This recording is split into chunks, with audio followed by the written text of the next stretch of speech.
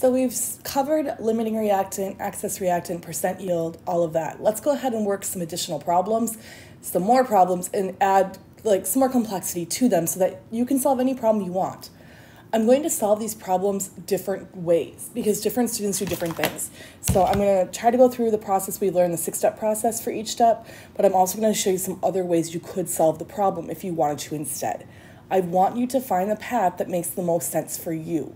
Every student is a little bit different. Everyone learns a little bit different, which is why I want to show you some different ways you can do this, okay? If you're most comfortable doing it by the 6-step process, meaning convert everything to moles from the reactant side, compare the reactants, see which one's limiting, and move from there, that is completely fine. I'm just going to show you a couple ways to do it, okay? So, first, in the balanced equation below, how many grams of solid iron can be formed if 50 grams of Fe2O3 reacts with 10 grams of CO? What is the excess reactant and how much excess remains? I'm going to go through the question and highlight what I think is important. But we've got a balanced equation. That's nice. I don't have to balance it. I don't have to worry about it. I want to know how many grams of solid iron can be formed. Okay? So that means I'm looking for grams here. It tells me I'm reacting 50 grams of Fe2O3 with 10 grams of CO. So I know I've got 50 grams of Fe2O3 and 10 grams of CO reacting. So one thing I need to find is the number of grams there. It has a second question here though. What is the excess reactant and how much excess remains? So I've really got 3 questions written into this one question. Let's go ahead and get started. Let's go ahead and do it by the 6-step method first. So first thing I want to do is convert both of my reactants to moles. So number of moles, Fe2O3 is equal to 50 grams of Fe2O3. Remember to convert to moles, that's where you're using your molar mass. So I add up the molar mass, 1 mole of Fe2O3, iron is 55.85, oxygen is 16. I have 2 irons and 3 oxygens. That gives me a molar mass of 159.7 grams of Fe2O3. Now, I don't have this way written out, so I actually have to calculate it. 1 second. 50 divided by 159.7 gives me 0.313, 3 sig figs, moles of Fe2O3. I'm going to do the same thing for the number of moles of CO I have. Number of moles of CO, I've got 10 grams of CO.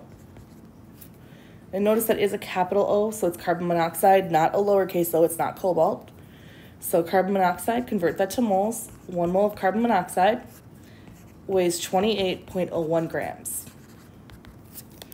10 divided by 28.01 gives me 0.357 moles of CO. Now, again, I cannot yet answer the question. That's just how many moles I have my reactant. This reaction is not a 1-to-1 ratio, so I do have to compare them to figure out which one is my limiting reactant. I can't just look at this right now and say, oh, I have less Fe2O3. That does not matter. It's not a 1-to-1 ratio in the balanced reaction. So I'm going to say, if I react all of my Fe2O3, how much CO do I need? And I'm going to answer that through stoichiometry. I've got to move this slightly, I apologize. So, number of moles of CO needed if I react all of my Fe2O3. 0.313 moles Fe2O3. It takes 3 moles of CO to react 1 mole of Fe2O3. So 0.313 times 3 is 0.939.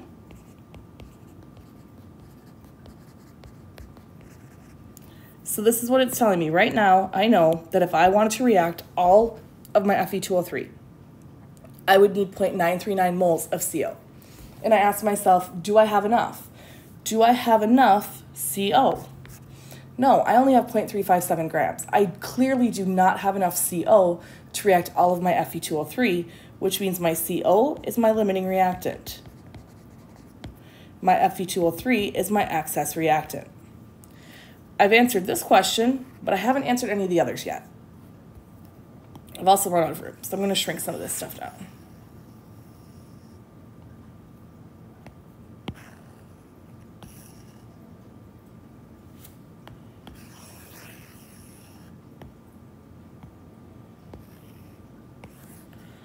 So right now, what I know is that my excess reactant is Fe2O3. My limiting reactant is CO. Because CO is my limiting reactant, that's going to control how much product I can actually make, how much solid iron can be formed. So I'm going to say, okay, well, number of grams of solid iron, Fe, based on my CO, I have 0.357 moles of CO. I see that it produces 2 moles of iron for every 3 moles of CO. That only gives me moles. I really need grams. I should pay attention to what I'm doing. I apologize. I'm not ready to set equal yet. I'm going to say, okay, 55.85 grams of iron to 1 mole of iron. Now it's going to cancel. So moles cancel, moles cancel. I've got grams of iron, which is what I want to find. And I find that with those 10 grams of CO, which is that 0.357 moles of CO, I can make 13.3 grams of iron. That is the answer to the first question. 13.3 grams of iron can be formed. I still haven't answered the last question. How much excess remains? There's a few different ways we can do this question. So I'm going to show you a few different ways to do the question. One easy way to do it is to say, well, how much Fe2O3 do I actually need to complete this reaction? I know that my carbon monoxide is my limiting reactant. I know all that's going to be used up. So how much Fe2O3 do I need to actually react all of my CO? Well, let's find out. Number of grams Fe2O3 needed to react all of my CO. I have the hardest time writing that as a capital O. There it goes. I know that I have 0.357 moles of CO. I know that 1 mole of Fe2O3 will consume 3 moles of CO. This is CO here, I apologize. Let's make a space for that.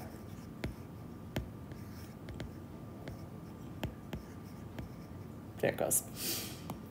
So at this step, I've canceled my moles of CO. It's telling me moles of Fe2O3.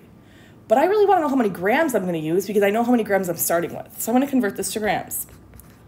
157.9 grams of Fe2O3 to 1 mole of Fe2O3. Cancel out my moles, gives me grams. When I calculate this through, this gives me an answer of 19.0 grams Fe2O3. But that's not the answer to the question. This is the number of grams of Fe2O3 that are needed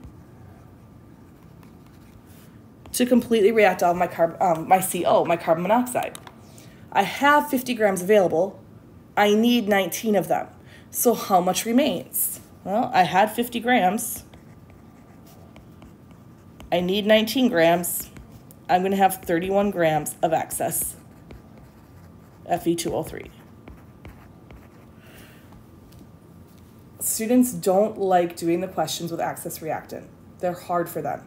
We want you to think through how to do these processes. Think through what makes sense in your head. This is just one method we can do to do this, okay? I'm going to erase this in just a second, show you a second way. I'm going to go a little bit faster, show you a second way to do it. There's multiple ways to do this, so find the way that makes sense to you. This is just following the 6-step method. So if you need to write this down, please pause this video now.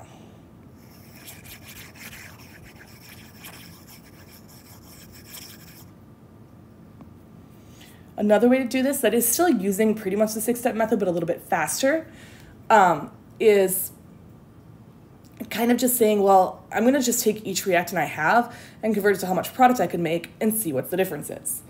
So how many grams of iron could I make if I used up all of my Fe2O3?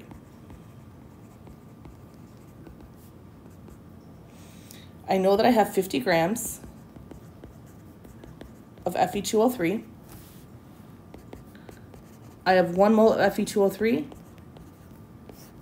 weighs 157.9 grams. I know that for every 2 moles of iron produced, 1 mole of Fe2O3 is consumed. I know I'm running out of room. 1 second.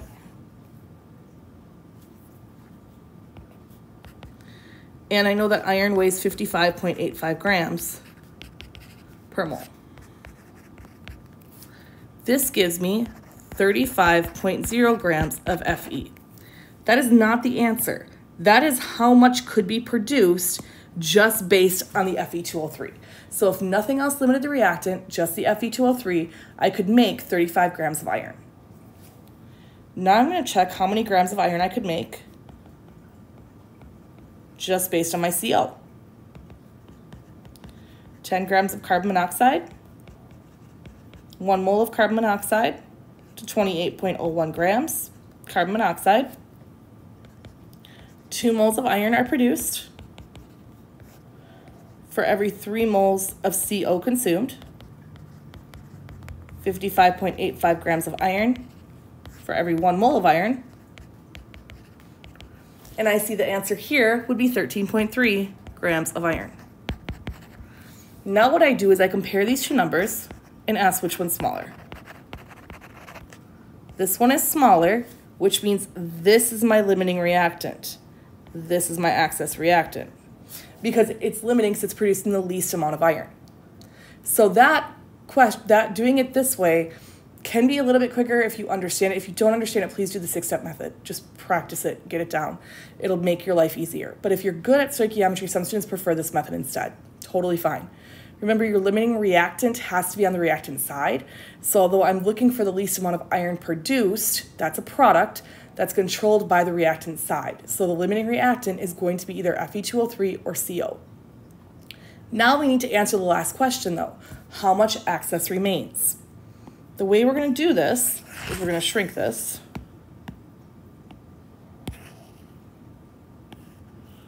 The way we're going to do this is we're going to compare what we have. If the Fe2O3 was not limited, it would have made 35 grams of iron. But it is limited, which means some of that is not going to actually make iron. It's going to stay Fe2O3. What I do is I take how much I could have made with no limit, so 35 grams of iron, minus that 13.3 grams of iron that's actually produced,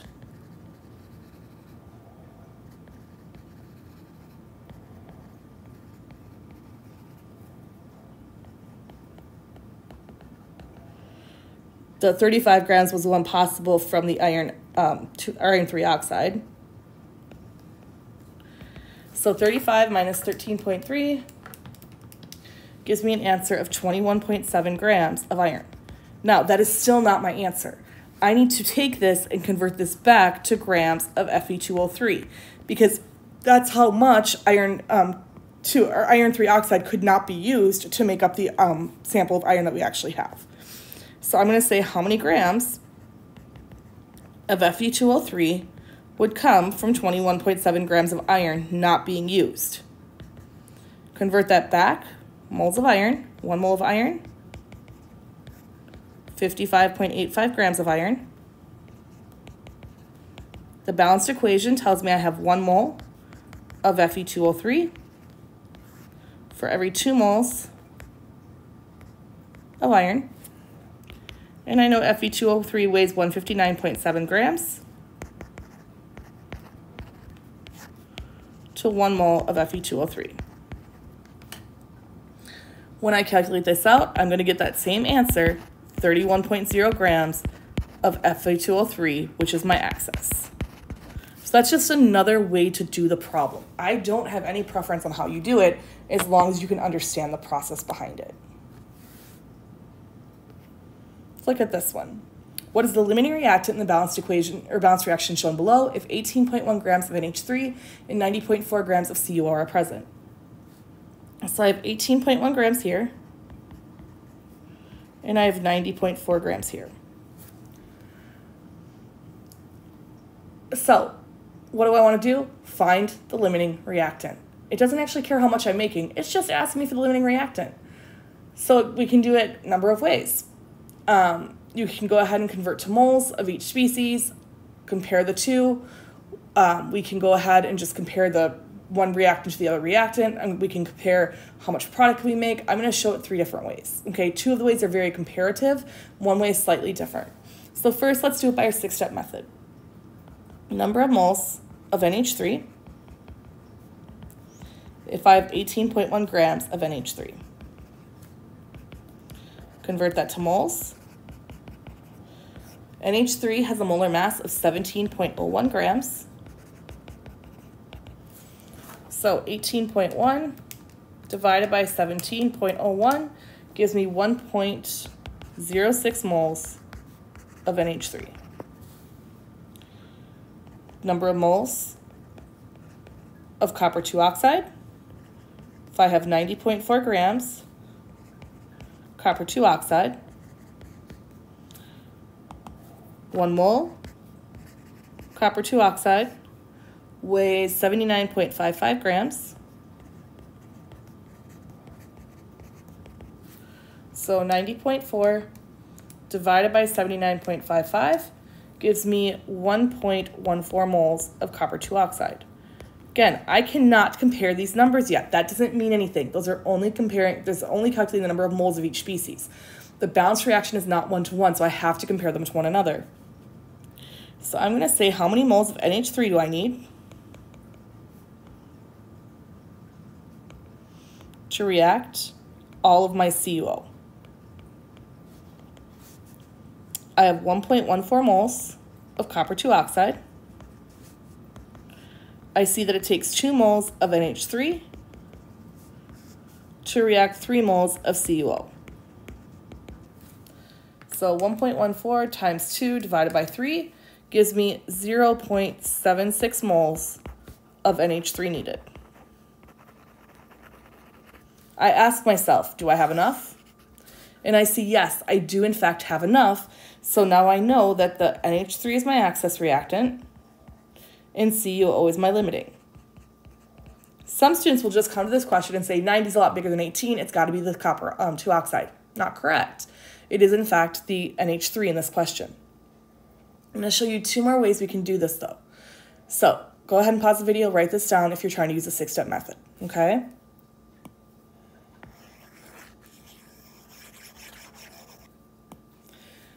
Method number 2. It's similar to the 6-step method, but instead I'm just going to compare reactants straight from grams to grams. I'm not going to convert and stop at moles and then compare. I'm just going to say, how many grams of NH3 do I need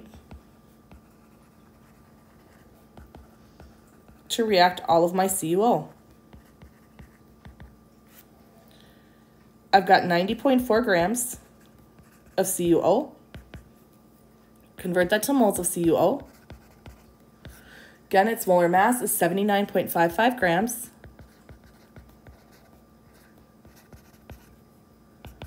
Use your balanced equation. 2 moles of NH3. React with 3 moles of CuO. And now convert to grams of NH3. 17.01 grams of NH3 are contained in 1 mole of NH3. We have canceled our grams of copper 2 oxide. We've canceled our moles of copper 2 oxide. We've canceled our moles of NH3. We've got grams of NH3.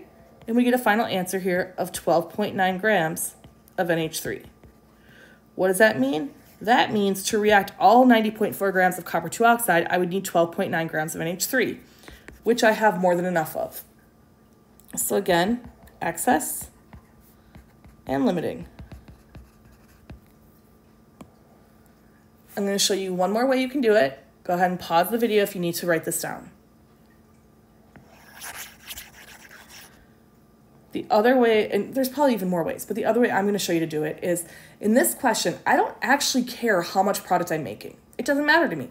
So I'm going to pick one random product and calculate how much I could make of it. Specifically, I'm just going to pick N2 because it's the first one listed. I could do this with any of them, okay? It doesn't matter which one you pick, because you're going to realize that you're going to make the least amount of product based on your limiting reactant, no matter which product you pick. You don't trust me? Try it with the other species. But I'm going to pick N2, and I'm going to say, okay, how many moles of N2 can I make if I use up all of my NH3? 18.1 grams of NH3. Convert to moles of NH3.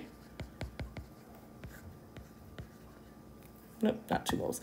Sorry, I was reading the balanced equation there. 17.01 grams of NH3. Now I've got moles of NH3. I'm going to convert to moles of N2. 1 mole of N2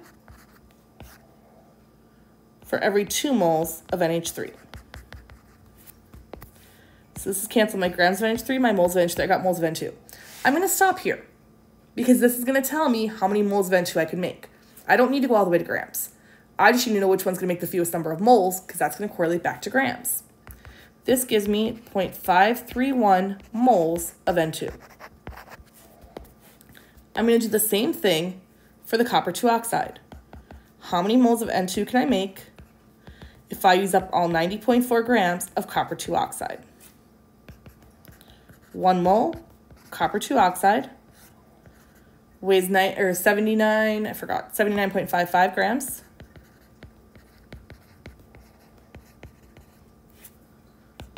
Now I'm in moles of copper 2 oxide. I know that 1 mole of N2 is produced for every 3 moles of copper 2 oxide consumed. This has canceled my grams of CuO, my moles of CuO, and I've got moles of N2. I calculate this out and find 0.379 moles of N2 can be produced. This is making the smallest number of moles, which means this is my limiting reactant. NH3 is my access reactant. So there's just 3 different ways that are all related that you can do this, okay? Find, again, the method that works for you. That's what we want you doing. Magnesium carbonate decomposes on heating to form magnesium oxide and carbon dioxide. Suppose that 50 grams of magnesium carbonate was heated and that 20 grams of magnesium oxide was subsequently collected. What is the percent yield of this reaction? Let's write the reaction. Magnesium carbonate, I know magnesium is Mg2+. I know carbonate is CO3 2-. So this must just be MgCO3. It is a solid. It decomposes on heating, so we're going to put a little triangle on top of the reaction. The triangle just means heating. Decomposing means I take one reactant and form multiple products. It is forming magnesium oxide. So again, magnesium forms a 2+ charge. Oxide means O2-, so MgO. And carbon dioxide, CO2, which is a gas.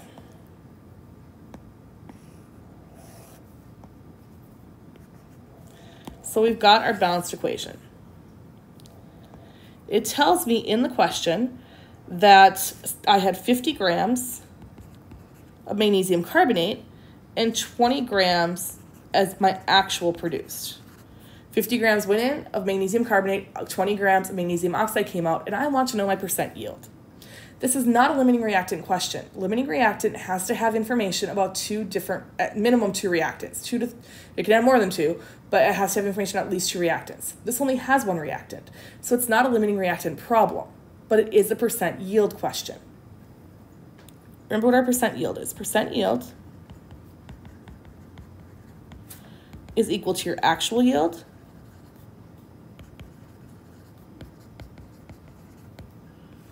divided by your theoretical yield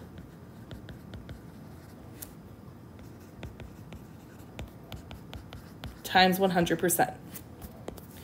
So I know my actual yield is 20 grams. What I don't know is my theoretical yield. How much could I make?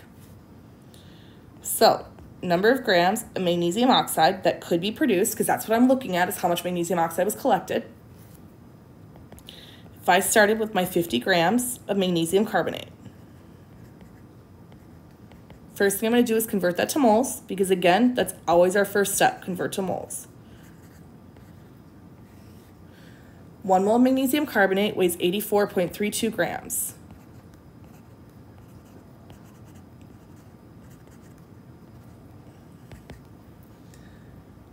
I've now got this in moles of magnesium carbonate. I'm going to use my balanced equation to convert to moles of magnesium oxide.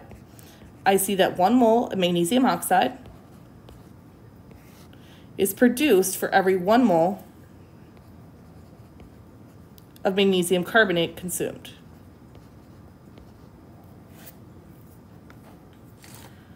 Now that I've got that, just check your, sorry, I don't mean to keep hitting the screen. Grams of magnesium carbonate, moles of magnesium carbonate. I've got moles of magnesium oxide, so now I can go ahead and calculate grams of magnesium oxide. Magnesium oxide weighs 40.31 grams per mole.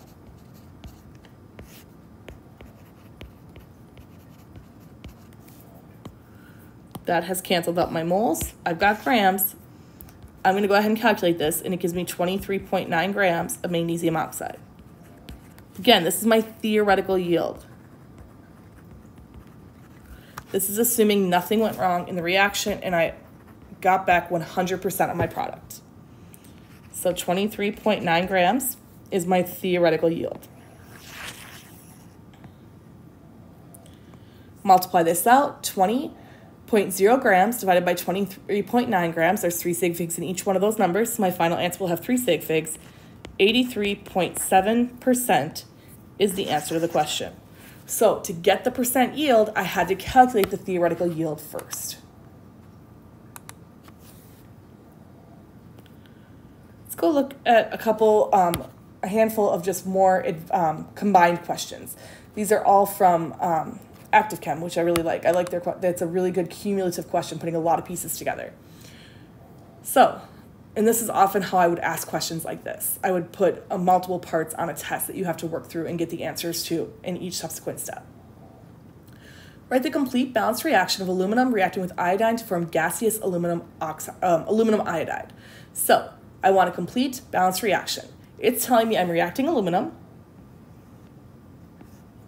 with iodine, which means those are my 2 reactants. I know aluminum is Al, and I know aluminum is a solid. Iodine means the element. It does not say iodide. It is not an ion. Iodine is the element. I also know iodine is one of my diatomics. I have 7 diatomics. Remember H2, N2, O2, F2, Cl2, Br2, and I2. So when I say iodine, I mean I2. Aluminum reacts with I2, and iodine is a solid at room temperature. To form gaseous, to form means reacts, aluminum iodide. Now, aluminum in an ionic compound will be Al3+. Iodide means it's the iodide, putting the IDE on the end, dropping the I, changing from iodine to iodide tells me it is an ion. It is specifically an anion because it's a halogen. Halogens are group 17. They always gain 1 electron, so it will be a -1 charge, which means to balance this out, I will have Ali3. And it tells me it's gaseous. I've written the reaction, now I have to balance it. I see that I've got 1 aluminum on each side, 2 iodine on one side, and 3 iodine on the other. To balance my iodine, I'm going to put a 3 here and a 2 here, and now I just have to balance my aluminum as well. So I've got my balanced reaction. Now I'm ready for part B and part C. They kind of go together. Calculate the theoretical yield in grams of aluminum iodide from the complete reaction of 18.3 grams of aluminum and 113 grams of iodine. So I'm going to write down underneath my balanced equation what I have here. I've got, let's see, I want the theoretical yield, so I want, when I say that I want grams, in case you're not sure, we don't leave things in moles. It does say in grams, but in case I don't say it, it does mean grams. From the complete reaction of 18.3 grams of aluminum and 113 grams of iodine. By saying complete reaction, it just means that we don't have an equilibrium going on. You're not responsible for equilibriums yet anyway. That comes in second semester. So how much can I actually make? Let's go ahead and calculate the moles of each species. We're going to do the 6-step method. I'm going to say how many moles of aluminum do I have? I have 18.3 grams of aluminum. I know 1 mole of aluminum weighs 26.98 grams. Again, I got that from my periodic table. That gives me 0.678 moles of aluminum. I'm going to do the same thing for my iodine. Number of moles of iodine. If I start with 113 grams of iodine, 1 mole of iodine weighs 253.8 grams. Remember, it is a diatomic, so I have to take 2 iodine to equal that compound. 0.445 moles of I2. But I cannot compare these, right? I have not just as is. I can't say, oh, you know, I2 has a smaller amount of moles. I have to do it through the balanced reaction. So I'm going to say, how many moles do I need of aluminum? Number of moles of aluminum needed to react all of my O2, or all of my I2. Why do I pick aluminum? Because it was listed first. It doesn't matter. You're going to see it happen both directions. I just picked that one because it was the first one listed. I see that I have 0.445 moles of I2. Based on my balanced equation, 2 moles of aluminum are consumed for every 3 moles of I2 consumed.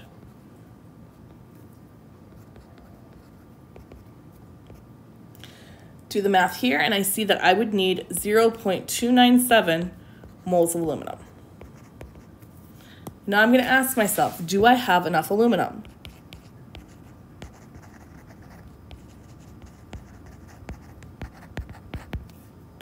I have 678 grams. I need 0.297. So yes, I do have enough, which means I can label these. This is my access reactant. This is my limiting reactant. So now I've answered question C. My I2 is my limiting reactant. I'm going to use the limiting reactant to answer part B. How many grams of aluminum iodide can I produce with this reaction? That is controlled by the limiting reactant. So I'm going to use the information for the limiting reactant to solve that question. But I'm going to run out of room on the slide, so I'm going to shrink.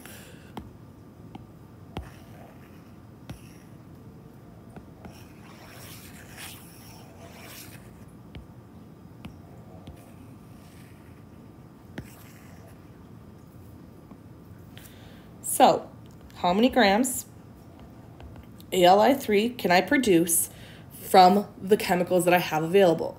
I know iodine is my limiting reactant, so I'm starting with that 0.445 moles of I2. Based on my balanced reaction, 2 moles of ALI3 are produced for every 3 moles of I2 consumed. But I don't want moles, I want grams. I'm going to add up the molar mass of ALI3. It's 407.7 grams of ALI3 to 1 mole of ALI3. Iodine is kind of a heavy atom, so it adds a lot of weight to it. This gives me 121 grams of ALI3. 3 sig figs throughout, so I need 3 sig figs my final answer. So 121 grams of ALI3 is my answer for this. So far, I've answered part A here, part B here, part C here. All I have left to do is answer part D.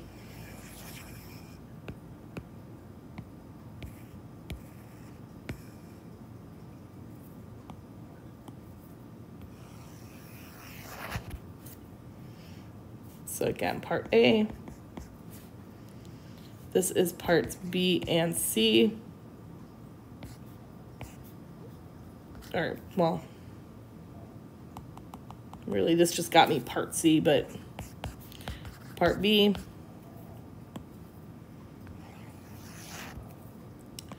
Part D. What is the identity and amount of access reactant? Well, I got my identity here. So the identity is aluminum, but how much is left over? How much access reactant remains at the end of the reaction? I know that I have more than enough aluminum. I know aluminum is my access reactant. I know that I need, let's highlight this in a different color. I need 0.297, that is a horrible color, I apologize. I need 0.297 moles of aluminum to react all of my iodine. I know I have 0.678 moles of aluminum. I'm going to take the difference there, and that's going to give me the excess moles of aluminum I have. So I'm going to say, okay, I have 0.678 moles of aluminum available.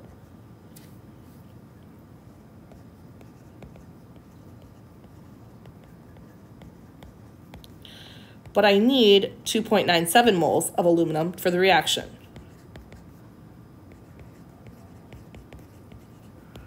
That's going to give me 0.381 moles of aluminum in excess. But I don't want moles left over. I want grams. I know it doesn't say that, but that's truly what we want. We don't care about moles. Moles are hard for us to see. Grams I can see in my head real easily. I need to know how many grams. So I'm going to convert that number to grams of aluminum.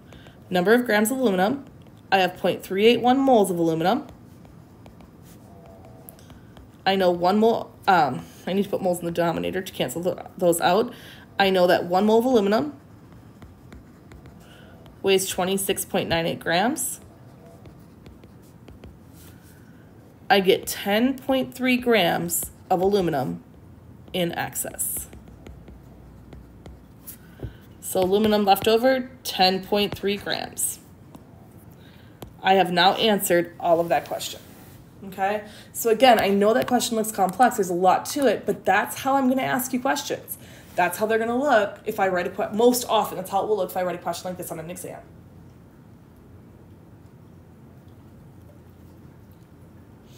We have just a couple more to do. So, this question, write the complete balanced chemical reaction based on the following description. A solid aluminum iodide reacts with solid potassium to produce solid aluminum and potassium iodide. Then we want to know what quantity in grams of aluminum are produced if 150 grams of aluminum iodide are reacted with 150 grams of potassium. If 19.3 grams of aluminum were collected, what is the percent yield for the reaction? And if the percent yield of the reaction was 82.1%, what mass in grams of limiting reactant would be required to yield an actual amount of 80.25 grams of aluminum? Let's start with A. Complete balanced chemical equation based on the following description. We have solid aluminum iodide reacting with solid potassium, producing solid aluminum and potassium iodide. Aluminum iodide, we just saw in the previous example, AlI3. This time it's going to be a solid. Reacting with solid potassium. Potassium is one of your metals. It's an alkali metal, just symbol K. Producing solid aluminum and potassium iodide. Potassium is a group 1 alkali metal. They always have a +1 charge. Iodine is a halogen, so it will have a -1 charge, so the formula would be Ki. Potassium iodide is a solid. Need to balance this out. I have 1 aluminum on each side. I have 3 iodine on the reactant side, but only 1 on the product side, so I need to go ahead and put a 3 in front of my Ki, which means that I need to put a 3 in front of the K here as well. I have now completed part A. I've balanced my reaction, right? I've got AlI3, solid, reacting with 3 moles of potassium, solid, producing 1 mole of aluminum, solid, and 3 moles of Ki, solid. Part B. What quantity in grams of aluminum are produced if 150 grams of aluminum iodide are reacted with 150 grams of potassium? So I'm doing 150 grams of each thing. 150 grams here, 150 grams here. How much can I actually produce of the aluminum? I shouldn't have moved this down here. I apologize. I'm going to move it back up. How much aluminum can I actually make based on these conditions? Let's go ahead and figure out how many moles I have of each species and figure out the limiting reactant so that I can figure out what's going to actually limit the reaction and how much aluminum I can make. So number of moles of AlI3. If I'm starting with 150 grams, 1 mole of AlI3 weighs 407.7 grams. That is going to give me 0.368 moles of AlI3. I'm going to do the same thing for potassium. Number of moles of K.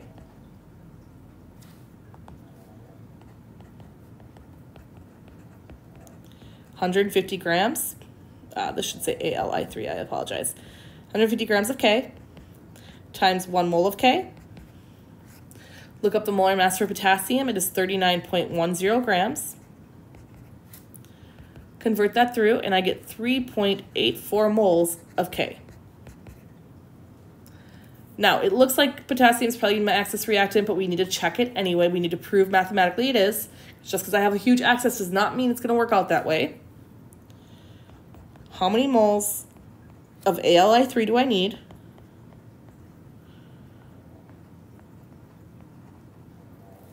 I apologize. It's really hard for me to write on the bottom half of my screen.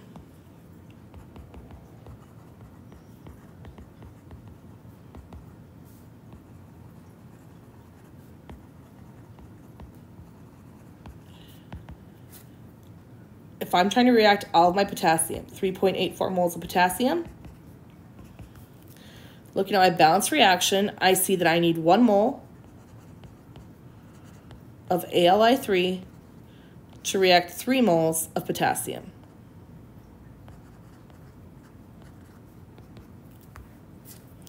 Calculate this out, and I would have to have 1.28 moles of aluminum. I ask, do I have enough aluminum?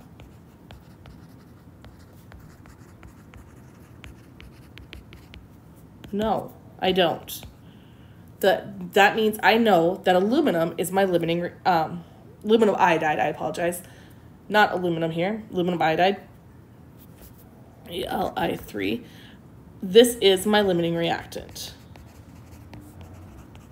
I do not have enough of it to react all of my potassium. So my potassium is my excess reactant. Now that I found that out, I can go ahead and answer the actual question. How much can I actually make? What quantity in grams of aluminum are produced if 150 grams of aluminum iodide are reacted with this much potassium? So I want to know number of grams of aluminum that is being controlled by my limiting reactant, 0.368 moles ALI3. I see in my balanced reaction that 1 mole of aluminum is produced for every 1 mole of aluminum iodide consumed. 1 mole of aluminum produced for every 1 mole of aluminum iodide consumed. Now I can go ahead and use my molar mass, 26.98 grams of aluminum to 1 mole of aluminum, and I get an answer of 9.93 grams of aluminum. So part B, the answer here, 9.93 grams of aluminum. I apologize. That's why I like writing on the board when I teach, because this is a lot more space than the slide has.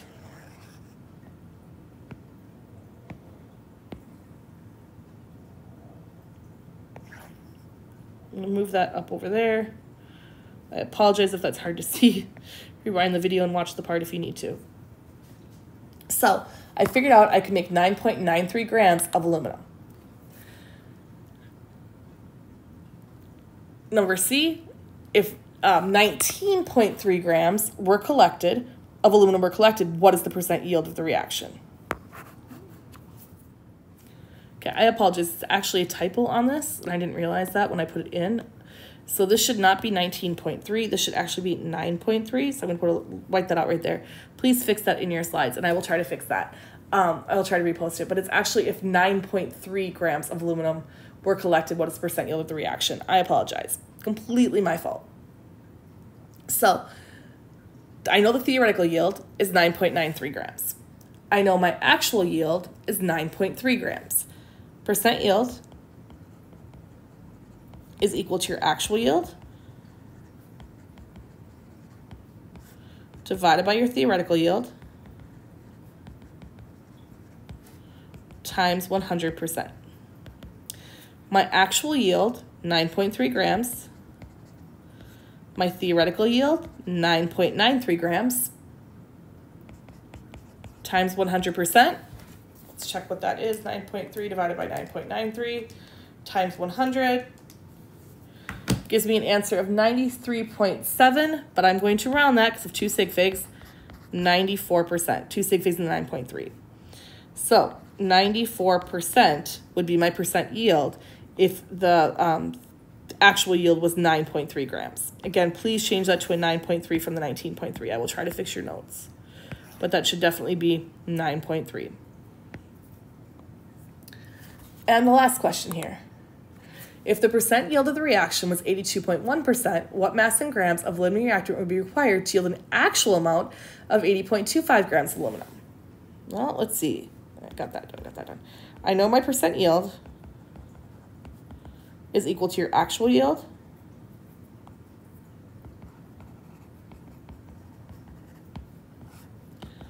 divided by theoretical yield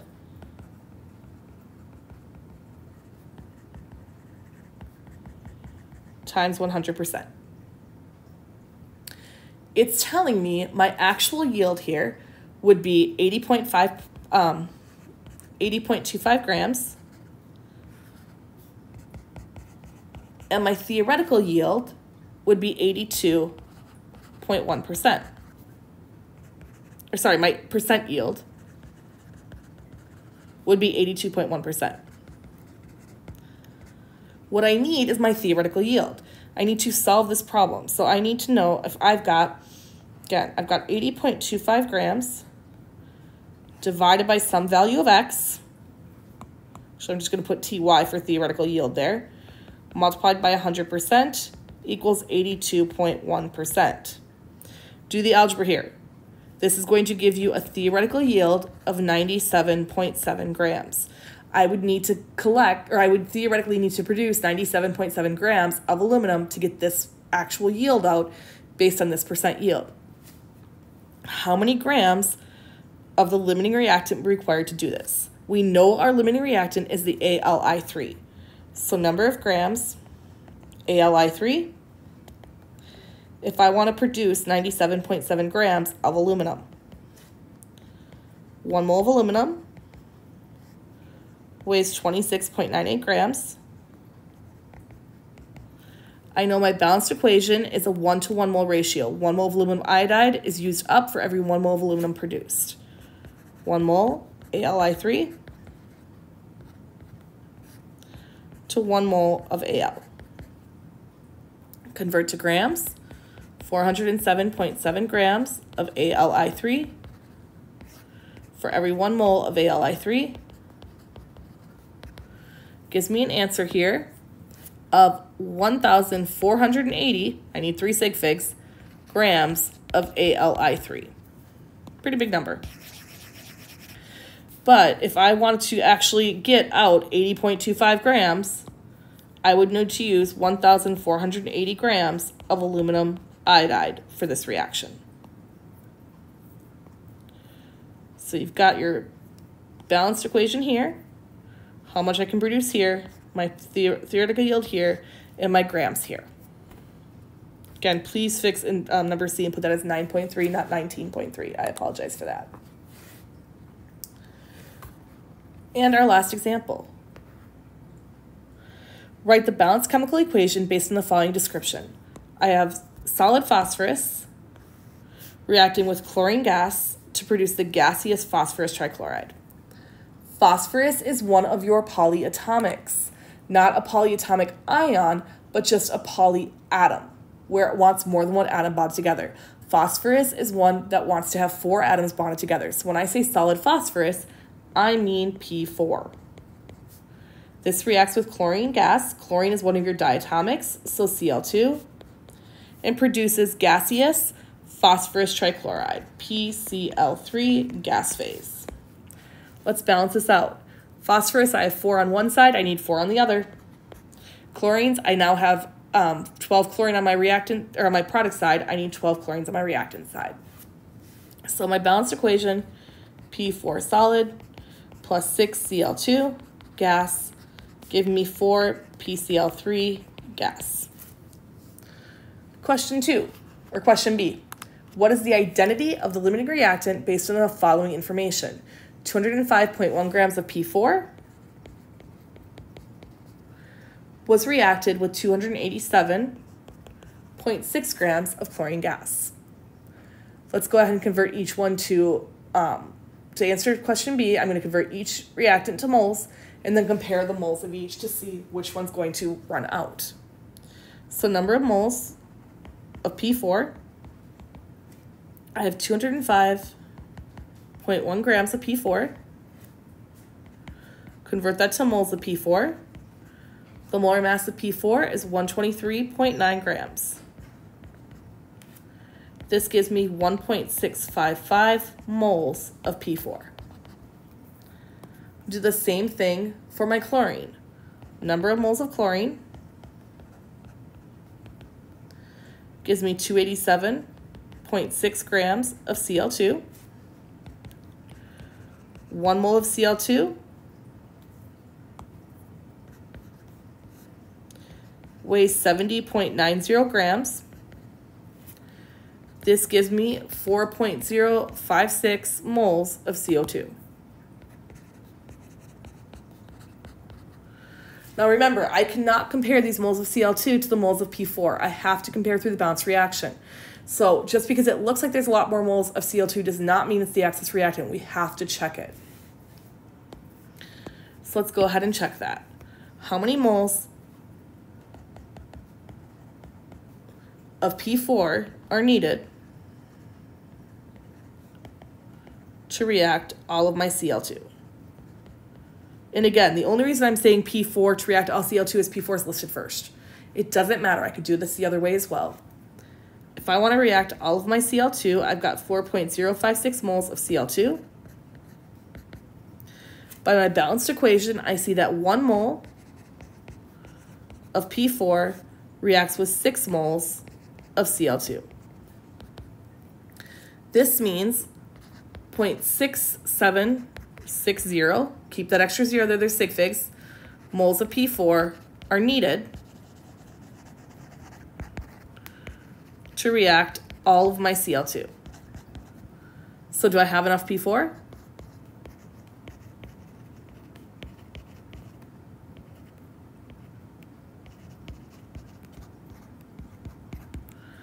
I need 0.6760 moles. I have 1.655 moles. So yes, I do. P4 is my excess reactant, and Cl2 is my limiting reactant. So the identity is Cl2, or chlorine gas. Oops, dropped the pencil.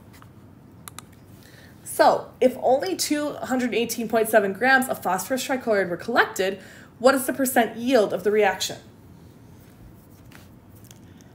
Let's go ahead and shrink down all the work we just did.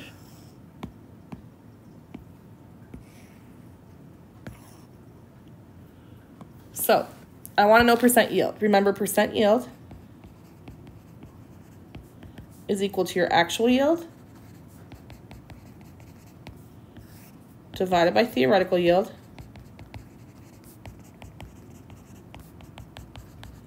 times 100%. It says 218.7 grams of phosphorus trichloride was collected. So 218.7 grams is my actual yield. I need to figure out my theoretical yield. My theoretical yield is based on my limiting reactant. I know that Cl2 is my limiting reactant. So that's going to tell me how much PCl3 I should be able to make. Number of grams, PCl3, if I react all 4.056 moles of Cl2. Based on my balanced equation, 4 moles PCl3 are produced for every 6 moles of Cl2 consumed. I'm going to go ahead and put that into grams. 137.3 grams of PCl3 per 1 mole of PCl3.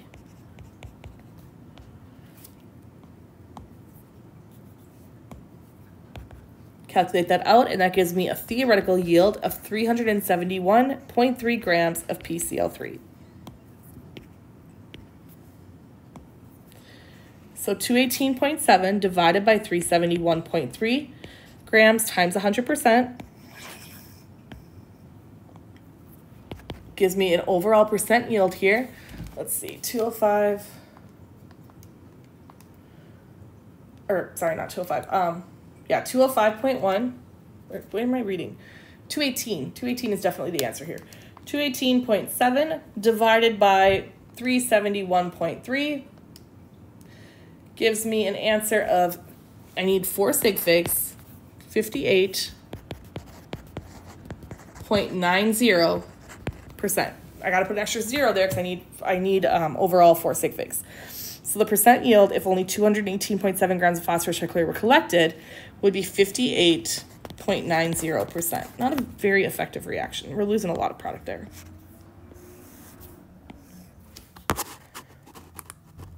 Let's answer question D. How much excess reactant remains after the reaction has been completed? Well, let's shrink all this down.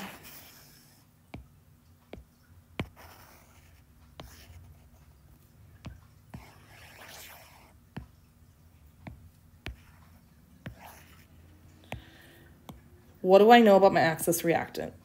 I know that my excess reactant is P4. I know that I need 0.6760 moles of P4 to react all of my Cl2. So I have 1.655 moles of P4 available.